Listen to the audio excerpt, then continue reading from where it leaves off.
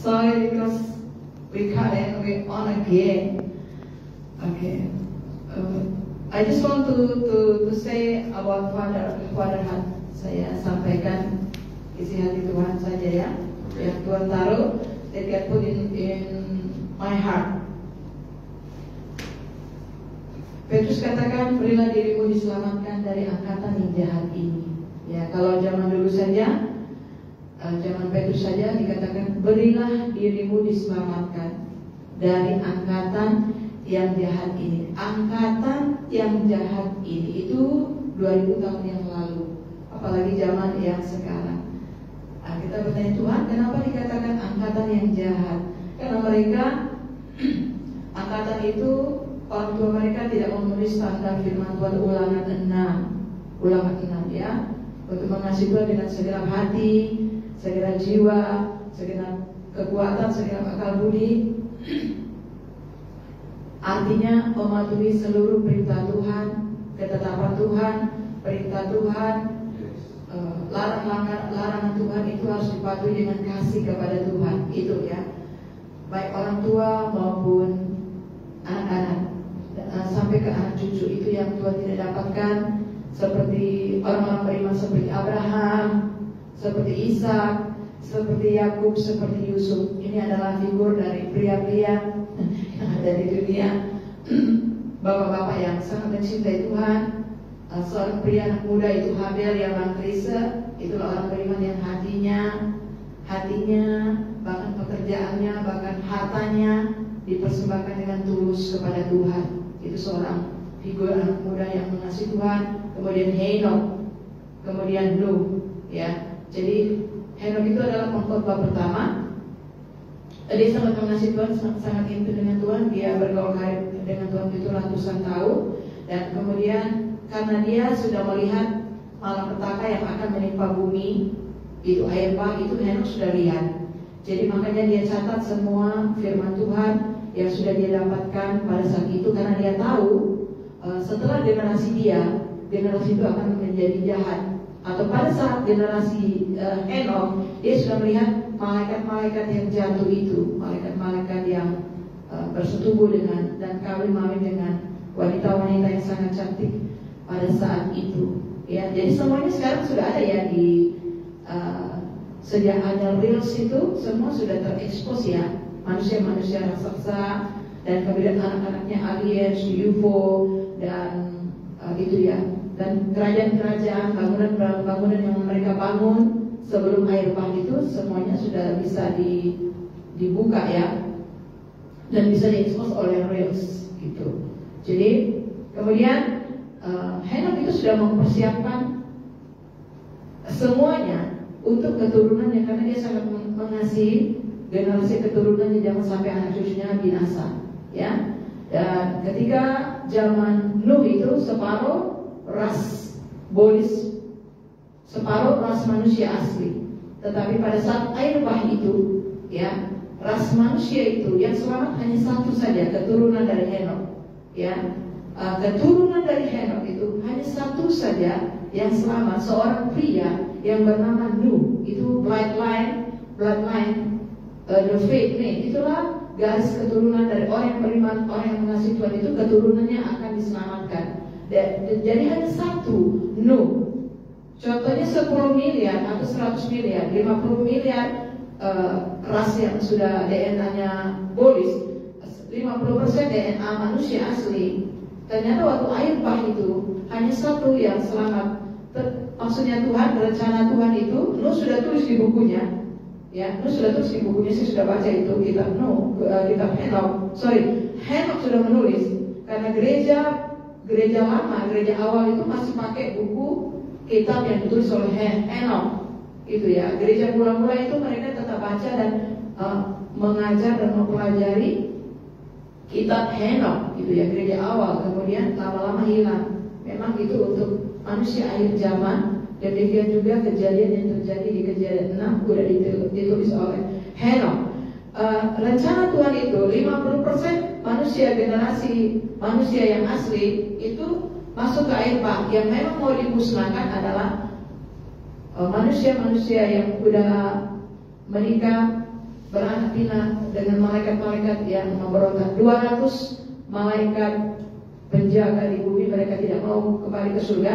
Mereka mengutuk diri mereka sendiri, bersumpah bahwa mereka akan sama-sama berdosa karena mereka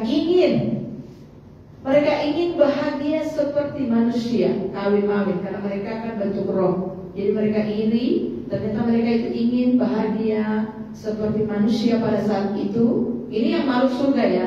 Yang Yesaya 28 dengan Yesaya itu udah terjadi sebelum Adam dan Hawa jatuh. Ya, nanti Anda harus baca sendiri ya Bang. Jadi ini adalah 200 malaikat penjaga yang memang turun ke bumi untuk menjaga bumi, tetapi akhirnya mereka jatuh cinta kepada manusia. Itulah mereka melanggar otoritas mereka. Mereka tidak boleh jatuh cinta kepada manusia. Mereka boleh mencintai, mereka boleh mengasihi, tetapi tugas mereka hanya menjaga.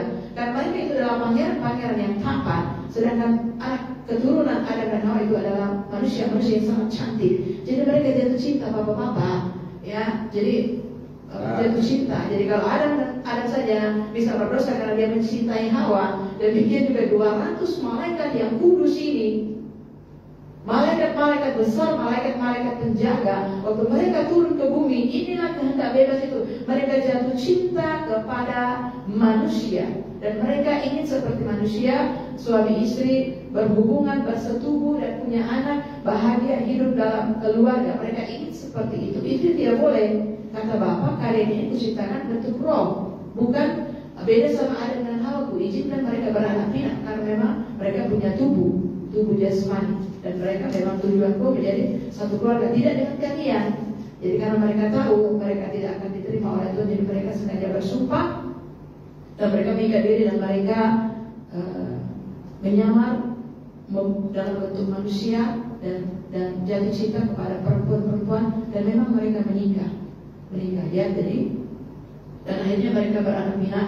Ternyata yang mereka kerjakan pada saat itu adalah semua kegiatan proyek-proyek yang ternyata di surga itu banyak proyeknya, banyak pembangunannya, banyak proyek, semua proyek-proyek trading pembangunan seperti yang terjadi di bumi ini, baik kemajuan IT maupun apapun itu sudah mereka lakukan di kerajaan surga, ya. Jadi dengan semua ilmu-ilmu pengetahuan medis atau peralatan perang semua, mereka sudah tahu dari Tuhan Yesus Kristus sebagai penguasa, sebagai pemilik kerajaan surga, dan mereka sudah belajar. Tetapi mereka baru belajar separuh, dan itu mereka praktekkan di bumi baik, tetapi menjadi yang tidak baik ya, menjadi yang jahat. Terus Henok inilah Bapak Ibu yang disuruh mencatat ya kitab suci itu. Karena Henok itu betul-betul saleh, suci, dan sangat bergaul karib dengan Tuhan. Sehingga Henok itu berapa kali sebelum dia terangkat ke surga selama-lamanya, dia sudah sering mengunjungi tahta Allah itu. Dia katakan ngeri, semuanya adalah api. Jadi ada satu ruangan, itu semua dinding-dindingnya api. Dia sangat mengerikan untuk masuk melihat titik itu. Itulah tempat bersemayam Allah yang kita sembah, Tuhan Yesus Kristus. Jadi dia mencatat bagaimana matahari keluar. Dia mencatat bagaimana ada satu malaikat yang terlambat mengeluarkan matahari sesuai jamnya, itu langsung dibuang Tuhan ke satu lubang. Dan akhirnya malaikat mengadu kepada Bapa bahwa 200 malaikat ini sudah berbuat dosa, dan Henok itu yang mengadu. Dan saudara tahu, 200 malaikat ini yang sudah memberontak, mereka tidak pernah bisa kembali kepada surga. Mereka tidak bisa berkomunikasi kepada Bapa di surga, Tuhan Yesus Kristus. Jadi mereka minta tolong kepada manusia yang bernama Henok. Tolong sampaikan permohonan doa kami minta ampun, kami izinkanlah kami hidup bahagia di muka bumi. Kami minta ampun karena mereka tahu Allah itu kudus. Benar kan Paulus sudah bilang kan, tidak ada yang bisa berani ke sana lagi karena mereka sudah berdosa. Mereka tahu mereka sudah berdosa. Jadi mereka mau ngomong sama Bapa tidak bisa. Jadi mereka minta tolong kepada Henok, karena Henoklah mereka lihat bahwa Henok itu benar-benar standar kudus seperti mereka dulu di surga. Jadi dia katakan, Henok, tolonglah sampaikan permohonan doa kami kepada Bapa di surga. Kami minta ampun atas kesalahan kami. Tolonglah agar Bapa yang murka kepada kami. Kemudian Henok sampaikan kepada Bapa. Henok bisa sampaikan. Kemudian Bapa menjawab, tidak bisa Henok, tidak bisa. karena aku menciptakan mereka bentuk roh, bukan untuk kawin-kawin seperti kalian. Kemudian dibelah, kemudian Tuhan mengirim malaikat, belahlah bumi itu, belah di bawah, lemparkanlah semua malaikat-malaikat itu ke situ, ikatlah mereka semua di situ 200 ini, dan mereka tidak akan pernah bisa melihat cahaya. Beda dengan pasukan Lucifer, dengan sepertiga itu mereka bisa di alam Efesus 6 bisa ke bumi, mereka bisa menguasai bumi, mereka bisa, ya, karena kan mereka dari surga. Yang 200 ini tidak bisa. 200 ini diikat di kerajaan maut itu sampai nanti hari penghakiman, ya. Dan keturunan mereka itulah karena mereka berasal dari atas, itu juga tetap mati binasa, tetapi mereka menjadi RJ yang ada di mereka itu ada di atas muka bumi, tapi mereka tetap menjadi makhluk polis ya, yang raksasa, aliens itu, ya. Itulah yang menjadi roh-roh jahat karena mereka daging. Oke? Jadi waktu kita gali terus firman Tuhan di relationship ini tentang Galatia 5, daging dan roh, ya. Daging inilah adalah memang daging. Mereka adalah manusia itu sudah menjadi separuh setan, separuh manusia. Itulah daging. Jadi itulah level terendah polis-polis, namanya roh jahat, daging-daging. Itulah yang Efesus sampaikan di jemaat di Galatia. Jadi mereka itu adalah manusia-manusia daging dan berdosa, dan mereka tetap hidup beranak pinak, tetapi bukan di dunia fisik kita, manusia di dunia alam roh. Tapi ada juga yang bisa dilihat oleh manusia, mereka ada di gua-gua, mereka ada di planet-planet, mereka ada di sana. Sampai hari ini mereka beranak pinak. Itu namanya roh-roh jahat. Ya, roh-roh jahat yang tidak bisa Tuhan Yesus selamatkan karena mereka keturunan polis, dan mereka nanti akan dibuang ke api neraka yang kekal bersama ayah-ayah mereka. Dan waktu 200 malaikat ini dilemparkan itu ke bumi, mereka sangat sedih, dan akhirnya keturunan mereka itulah yang saling membunuh, yang makan daging ini sebelum air bah, mereka makan daging manusia, dan mereka saling memakan, saling membunuh, dan rusaklah bumi. Jadi mereka sedih, 200 ini sedih karena keturunannya menjadi manusia-manusia yang jahat, ya. Itulah kejahatan yang terjadi, dan akhirnya hanya satu yang selamat, keturunan Henok adalah Nuh. Ya, saudara yang terkasih dalam Tuhan, akhirnya Tuhan katakan tidak ada yang selamat karena tidak ada yang benar, ya. Jadi itu seleksinya untuk manusia-manusia akhir zaman ini. Kalau akhir zaman ini secara roh itu semua orang sudah berzina secara roh, ya Pak Destin. Secara roh itu sudah berzina dengan IT yang ada. Mereka sudah melihat di situ gai-gai. Mereka sudah melihat dari YouTube ya, secara roh sudah berzina. Dan secara fisik juga kalau di gereja-gereja luar itu sudah memang mereka melakukan homoseksual, kawin-mawin, itu sudah terjadi. Ya, kejadian 6 sudah terjadi di bumi, bahkan sudah masuk di gereja-gereja. Ya, mungkin Indonesia aja belum seperti di sana. Bahkan ada, saya nonton di YouTube ibu-ibu rumah tangga gitu ya, suaminya pergi ke kantor. Kalau di Indonesia masih pakai pelakor-pelakor ya berselingkuhnya. Ini Indonesia. Saya nonton di YouTube itu Pak, itu suami pulang kerja, mereka pergi hangout gitu ya. Mereka punya istri, punya keluarga yang baik ya, tetapi mereka juga berselingkuh gaya hidupnya. Bapak tahu mereka berselingkuhnya dengan siapa? Dengan tetangga kiri kanan. Ini berselingkuhnya dengan tetangga kiri kanan. Tetangganya siapa? Laki-laki Pak. Jadi waktu istrinya dapat, ya ampun, ternyata kamu selama ini di kantor dengan teman kantor, ini kamu berselingkuh, gitu ya. Mereka bukan berselingkuh dengan perempuan lagi, mereka sudah berselingkuh dengan sesama lelaki. Ibu-ibu rumah tangga yang ada di luar negeri itu seperti itu yang ada di luar negeri. Kalau Indonesia masih di pelakor-pelakor, ya. Jadi ya inilah situasi zaman ini. Adakah generasi yang mau kudus dan bercela, ya itu panggilan masing-masing ya. Dan kemudian kita buka kitab Wahyu di sini, saya dapatkan tadi pagi ya.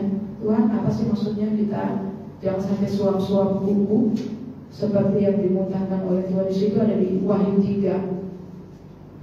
Wahyu 3.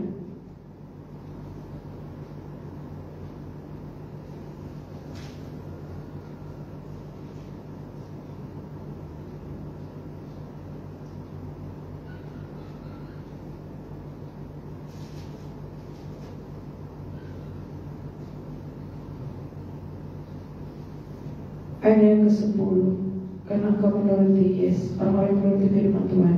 Wahyu 3 ayat 10 demikian firman Tuhan. Karena engkau menuruti firman-Ku untuk tekun menantikan Aku, maka Aku pun akan melindungi engkau dari hari pencobaan yang akan datang atas seluruh dunia untuk mencobai mereka yang diam di bumi. Ya, jadi nomor 1 adalah untuk setiap saudara dan saya yang menuruti firman. Katakan menuruti firman.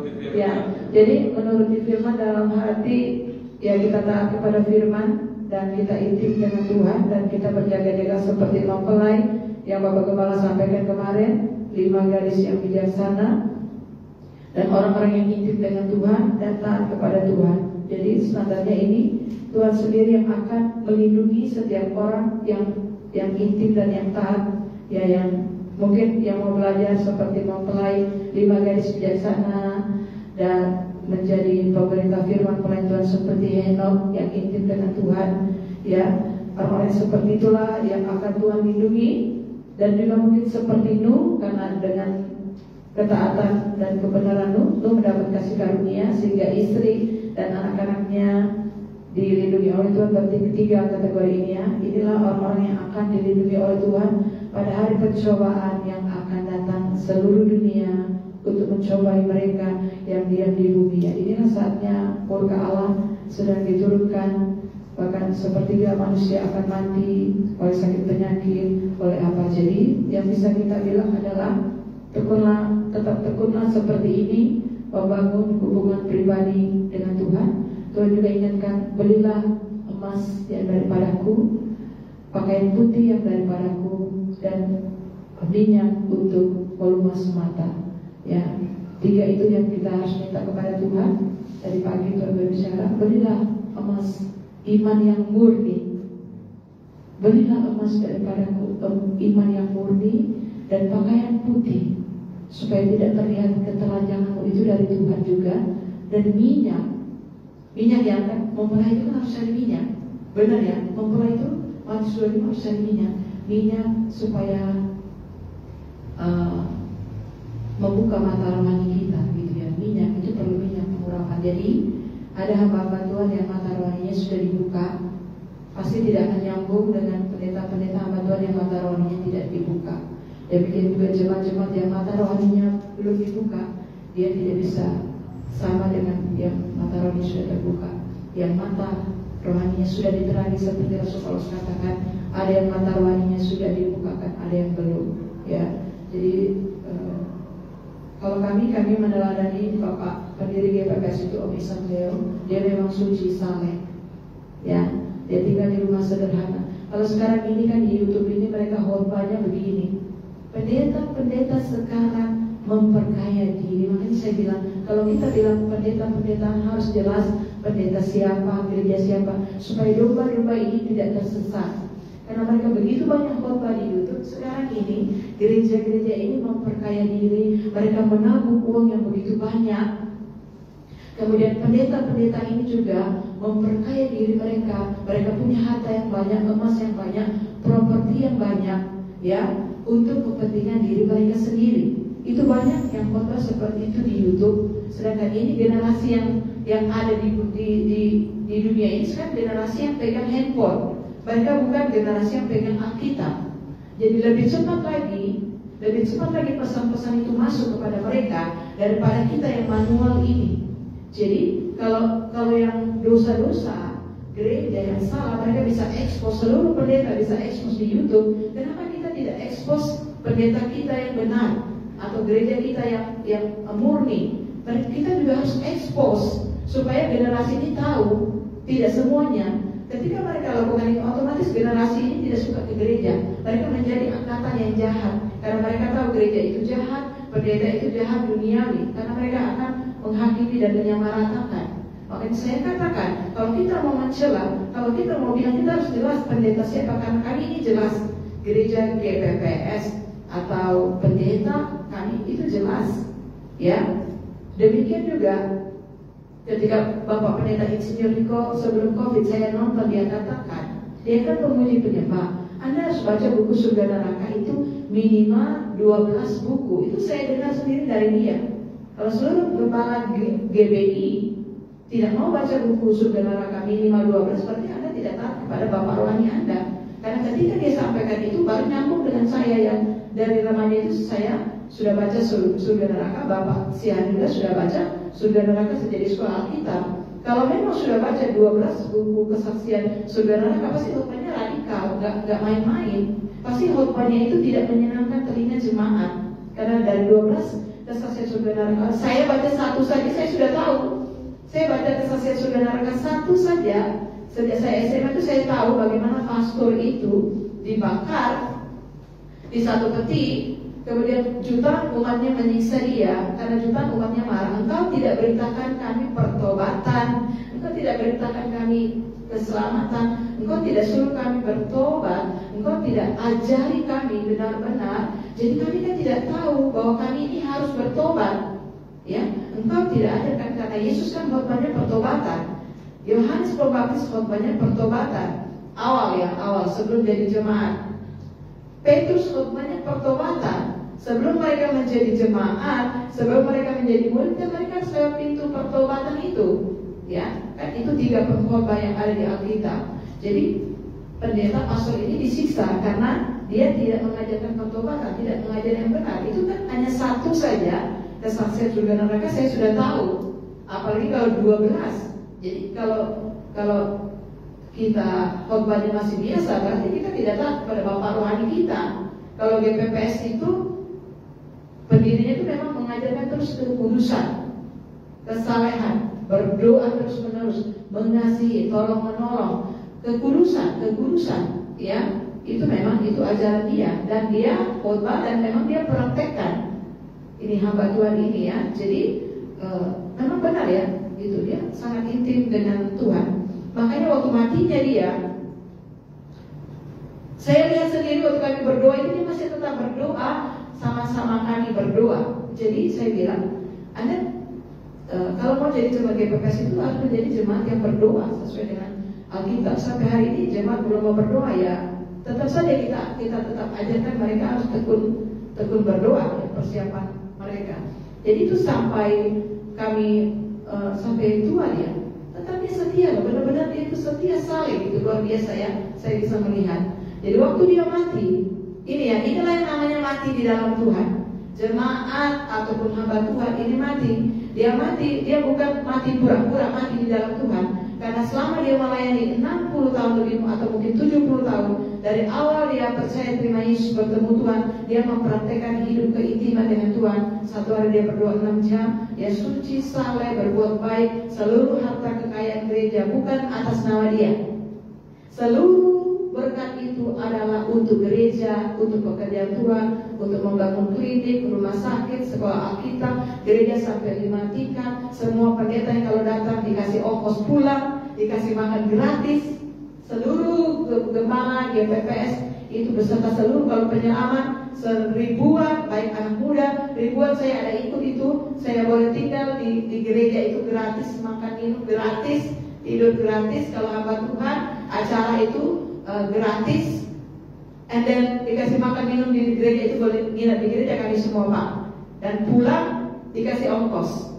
Jadi itu benar-benar ya, itu tidak bisa disangkal ya, karena itu yang dia khotbahkan, itu yang dia ajarkan. Seharusnya lah kita pendeta-pendeta yang ada di GPPS ini boleh meneladani Bapak pendiri GPPS. Makanya saya ngerti sekarang kenapa papi mami saya seperti itu.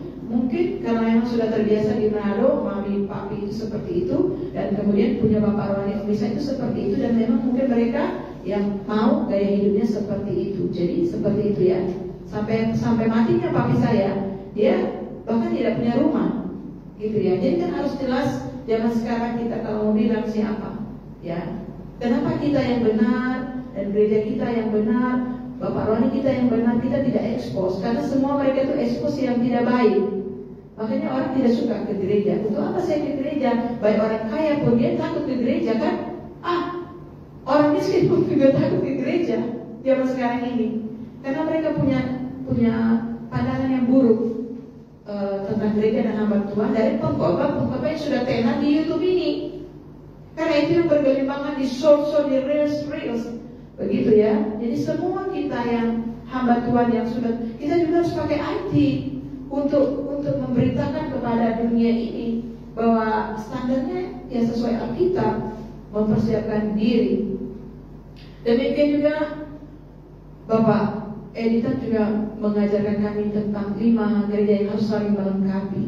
Kalau kita hamba Tuhan tidak kuat di penginjilan, ya kita harus menginjil.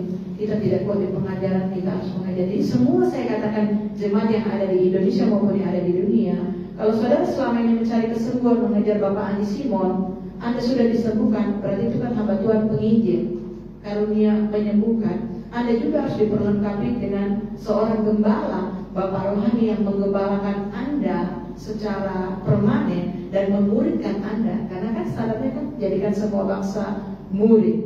Sebelum dibaptis saja kita harus dimuridkan dulu dan diajar melakukan. Apalagi kalau kita sudah dibaptis, kita harus tetap menjadi murid sampai kita bisa memuridkan orang lain, sampai yang kita muridkan itu mereka menjadi pelaku firman. Hanya itu ya, kan? Kita harus jadi murid sampai kita bisa memuridkan orang lain, supaya orang lain itu menjadi murid Kristus. Jadi kan itu tidak bisa dilakukan oleh seorang gembala.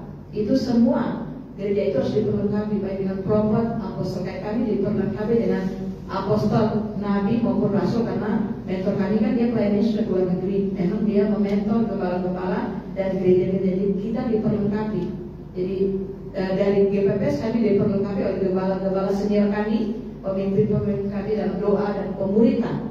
Itu dalam pengajaran. Tapi untuk profetik itu kan pelayanan apostolik, kami juga diperlengkapi oleh mentor kami, Bapak yang dari Singapura dengan timnya, maupun prophet, ya kami diperlengkapi.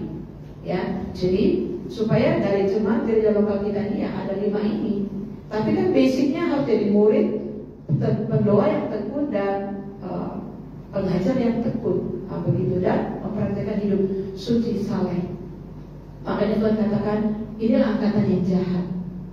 Mereka tidak memenuhi standar hatiku, mereka tidak mengerti isi hatiku, bahwa semuanya harus atas dasar kasih. Jadi angkatan yang jahat itu adalah mereka melayani orang-orang Israel itu tekun berkorban, perpuluhan semua dikasih. Mereka sangat saleh, ya itu hanya dalam bentuk agama, tetapi tidak ada loving to God. Tidak ada cinta akan Tuhan seperti 4 ini, seperti Henok, seperti ini yang Tuhan mau. Ya, bagaimana dengan jemaat di gereja lokal yang belum melakukan saja belum apa yang mau kita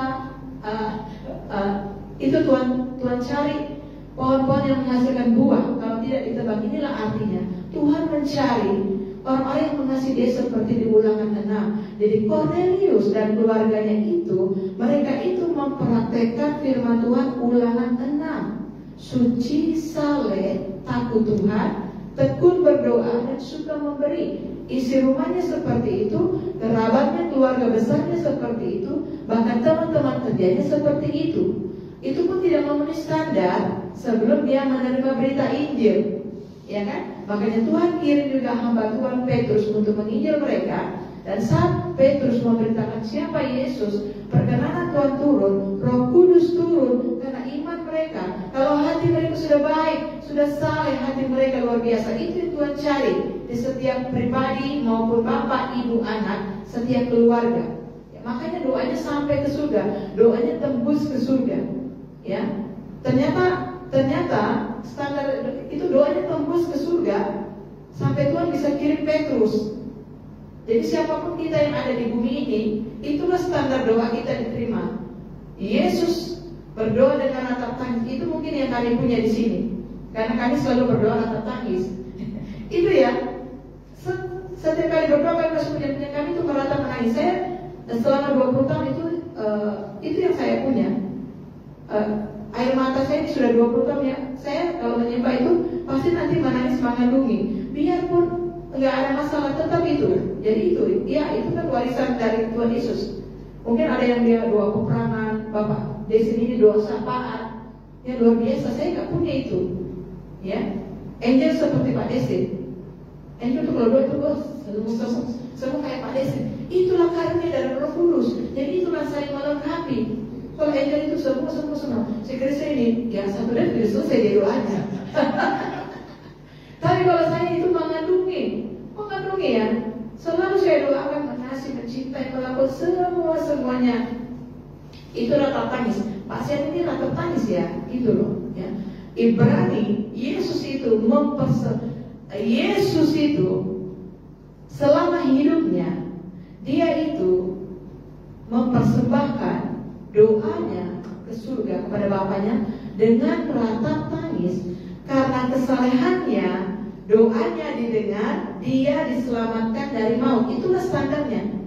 Siapapun kita, hamba Tuhan, pendeta atau jemaat Tuhan, itu standarnya Yesus, mempersembahkan doa bukan untuk dirinya, tetapi untuk murid-muridnya, untuk orang-orang yang berdosa ini, supaya Tuhan selamatkan.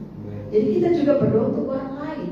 Kita ini sudah selamat, jadi kita lakukan itu dengan cinta kepada Tuhan. Jadi kita punya hubungan yang baik dengan Tuhan, tetapi karena kesalahan dan kesucian kita, doa kita didengar, supaya nanti keluarga kita diselamatkan. Siapapun saudara yang rindu suaminya, ikutin aja standar ini, standar firman Tuhan ini, supaya doamu didengar dan keluargamu diselamatkan. Dan kita, kenapa kita harus tekun berdoa? Supaya kita punya roh kuat. Banyak orang dia olahraga dulu ya, padahal sudah jam 2. Salah itu saudara. Yang engkau tetap berhutang. Engkau diberikan hikmat otak, kepala otak, ya, untuk berpikir. Kalau jam doa itu untuk rohmu. Jam olahraga kalau Anda pagi, Anda bisa pergi kemana, Anda berdoa. Anda katanya jemaat GPPS. Anda bukan jemaat GPPS, jemaat surga bukan, jemaat GPPS bukan. Jadi ikutilah, kasihilah Tuhan, kasihilah Tuhan. Ya, kalau ada jam doa itu untuk rohmu harus kuat, karena tubuh dan jiwa ini hanya ikut roh. Jadi ketika roh Anda tidak kuat, jiwa ini tidak kuat. Kita lihat itu di televisi, rumah tangganya bahagia, 15 tahun membangun rumah tangga, kaya, CEO, suami istri bekerja dengan bahagia di Singapura, punya anak, sangat bahagia. Baru berkunjung sekali ke Indonesia, ketemu dengan wanita yang pakai susuk, sudah dia langsung membenci istrinya dan dia kali bertengkar dan akhirnya berpisah. Anaknya bisa diambil. Saudara lihat dengan apa kita bisa melawan? Itu hanya roh susuk saja, roh susuk ya. Wanita ini dia tidak bisa merebut suaminya. Ini bukti apa? Billy Graham say, engkau adalah debu tanpa Yesus, engkau adalah debu. Ini khotbahnya Billy Graham, penginjil yang bisa menekan jiwa. Sekaya apapun engkau tanpa Yesus, engkau tidak berguna. Siapapun kita, siapapun saudara di bumi ini, sekaya apapun engkau tanpa Yesus, engkau tidak berguna. Sekaya apapun saudara dan saya, gereja ataupun harta, tanpa mengalami Tuhan, tanpa kelahiran baru, tetap debu tanah. Jadi roh kita yang harus kuat, karena kita harus kuat. Setelah kita kuat, suci, kita harus bisa mengalahkan setan-setan, mengalahkan dosa-dosa, melawan setan-setan yang ada di dalam diri kita, Yakobus 4. Karena itu ada di dalam diriku, itu ada di dalam dirimu. Makanya kita harus disucikan oleh firman dan Roh Kudus yang menguatkan kita. Jadi yang kita usir setan sebelum kita melayani Tuhan, yang harus kita buang adalah setan-setan yang ada di dalam diri kita. Daging-daging itu Yakobus 4. Ya, Galatia 5 itu yang harus kita buang, sehingga benar-benar tanpa itu, kata Yesus, firman tidak bisa tertanam di hati kita.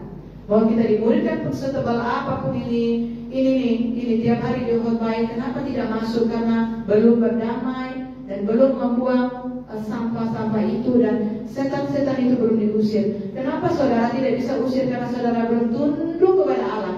Tunduk kepada Allah artinya mengasihi Tuhan. Semua kegiatan di gereja itu diikuti, itu namanya tunduk kepada Bapak rohani. Anda tidak bisa usir setan itu karena Anda belum tunduk. Jadi Anda harus mengasihi Tuhan, tunduk dulu kepada Allah, dan lawanlah iblis. Berarti harus dilawan. Jadi dalam nama Yesus, roh pertengkaran kan harus berdamai dulu seperti Bapak. Sudah ada di YouTube Blessing Church cara berdamai. Diawali dengan Yesaya 61, Lukas 4, terima Yesus, Yohanes 3, kemudian doa perdamaian itu ada di Mazmur pasalnya yang ke-25, Kemudian baru doa pengakuan itu bagaimana sudah ada di YouTube Blessing Church yang judulnya doa pengakuan sebelum ingat healing dan pelepasan. Itu sudah dikasih di situ ya.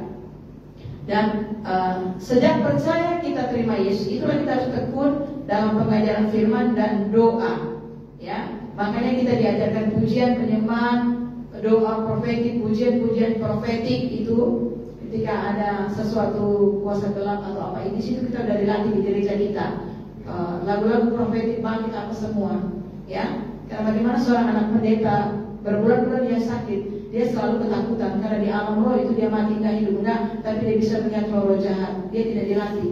Ini masih muda. Makanya kan kita dilatih di dalam pemuritan, baik doa itu ada pujian-pujian profetik, ada doa-doa profetik mengusir setan. Setan kan harus dilatih dulu. Karena tidak semua orang mati itu dia langsung dijemput malaikat ke surga. Tidak semua. Banyak akan melewati peperangan. Pada saat itu sudah terjadi, udah gak bisa lagi. Makanya sejak awal percaya terima Yesus itu kita harus tetap berdoa seperti hamba-hamba Tuhan yang saya sebutkan tadi, Bapak Isa, Pak Isaya, dan seperti kita di Bapak Syurusi Majuta, Bapak Siahan. Ini harus kita ajarkan kepada keluarga kita. Mereka harus persiapkan diri sejak awal mereka percaya Yesus. Karena ketika mereka di alam roh mereka tidak bisa. Jadi sejak kita sehat-sehat inilah kita harus berdamai. Roh kita harus kuat, firman Tuhan kita harus tergembala supaya kita tercover oleh Bapak Rohani dengan tim doa. Anda siapa tim doa Anda? Ya, Anda harus punya tim doa yang kuat, yang sehati. Yesus tidak bisa meletakkan kepalanya atas komunitas kita kalau kita tidak sehati. Bagaimana kita bisa sehati kalau hati kita masih ada Yakobus 4? Kita harus usir dulu baru kita bisa sehati. Maka Yesus bisa meletakkan kepalanya di tengah kita baru kita ada power. Demikian juga jemaat, sebelum jemaat ini bersatu, dia nggak ada power. Apa bisa Anda sendiri? Nggak bisa. Diterkam setan, makanan ular. Makanya harus duduk dulu dan Anda sendiri harus bersihkan Yakobus 4 itu maupun daging itu. Kalau Anda sudah bersih, Anda baru bisa sehati dengan seluruh jemaat. Kalau sudah bersih pun, kalau kita nggak satu tim doa yang sehati, Yesus tidak bisa meletakkan kepalanya. Apa kekuatan kita untuk mengalahkan setan dan merebut jiwa-jiwa itu? Sekalipun kita dimuridkan dengan baik di gereja lokal kita, tidak ada. Ini aja kuncinya. Ya, kita contohnya kita ada suci salib. Tapi kalau kita tidak sehati, bagaimana Tuhan bisa mengimpartasikan kuasanya supaya setan-setan yang sudah mengikat keluarga kita, alam maut yang mengikat mereka bisa dilepaskan? Itu butuh power doa. Doa dari orang-orang saleh suci yang cinta Tuhan. Sehingga setan kan, makanya kita berdoa, semua malaikat itu harus tunduk, baik yang di surga, di bumi. Di bawah bumi itu, keluarga kita itu, Lukas 16, mereka ada di alam maut. Makanya semua malaikat juga harus tunduk kepada Yesus. Waktu pemberitaan Injil diawali dengan pendoa-pendoa yang sehati, berperang. Ya, seluruh kita harus menjadi pendoa, pujian, pemuji, penyembah, bahkan doa profetik, doa peperangan. Semua jemaat harus masuk level itu. Dia harus sudah murid Kristus. Pujian peperangan tidak akan pernah bisa memenangkan keluarga Anda. Mereka ada di alam maut. Begitu ya. Ini aja strateginya. Mau kapan lagi kita lakukan itu? Mau kapan lagi? Ya. Selain itu kita mempersiapkan diri sebagai mempelai. Kalau tidak mau lakukan ya sudah. Kita lakukan saja bagian kita sebagai mempelai yang mempersiapkan diri dan terus minta kepada Tuhan minyak, pakaian putih, emas murni.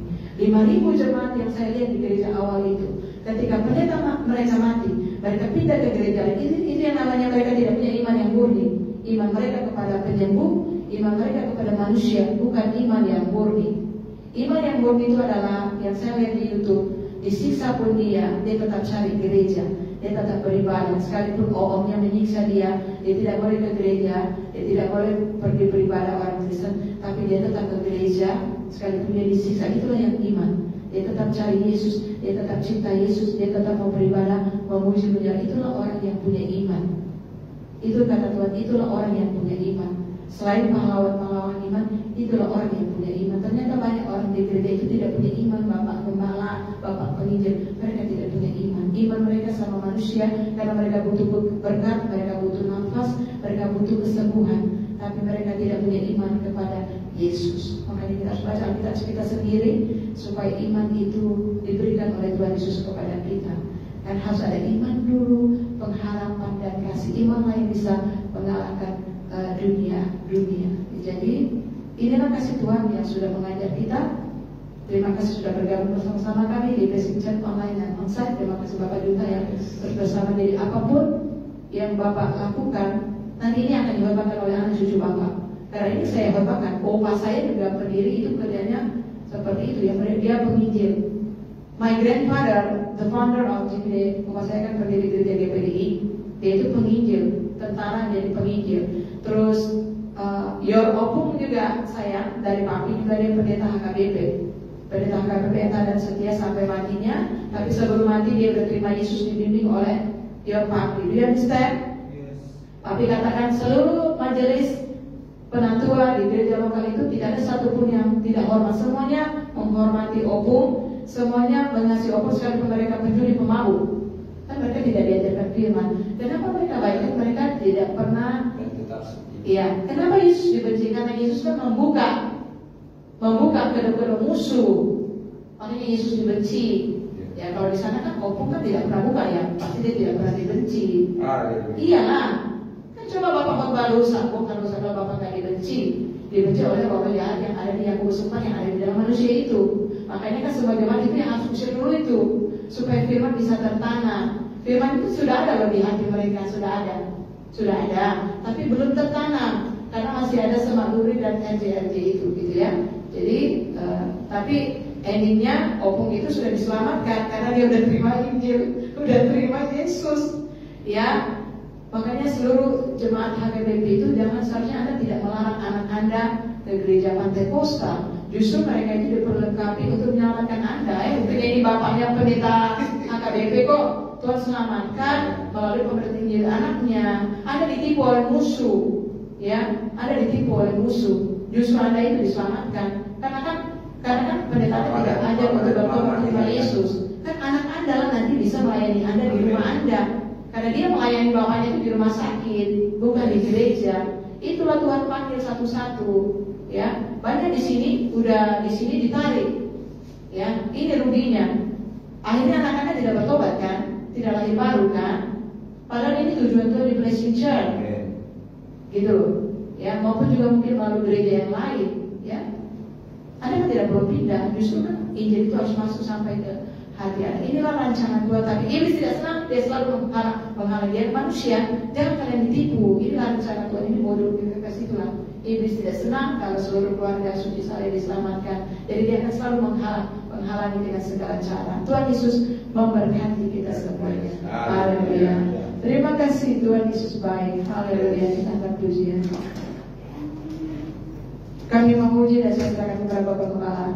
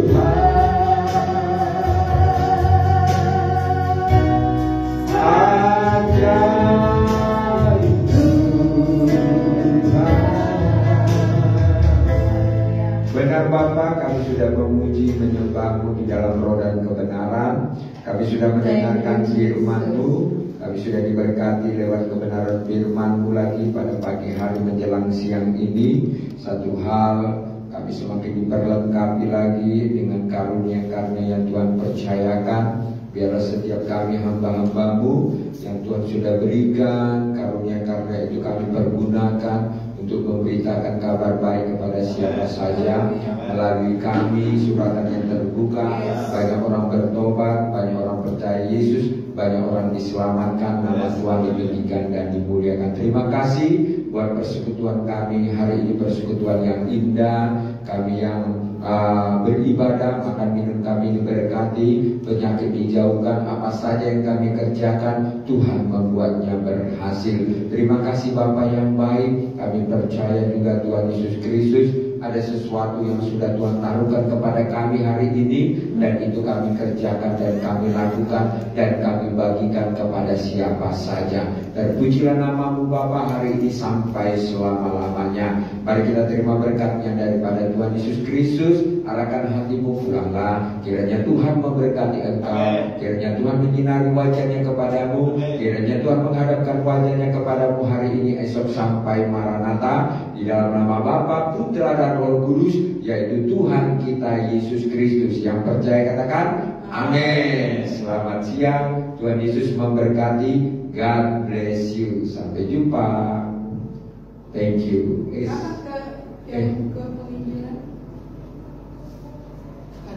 Haleluya. Terima kasih sudah bersama kami hari ini. God bless.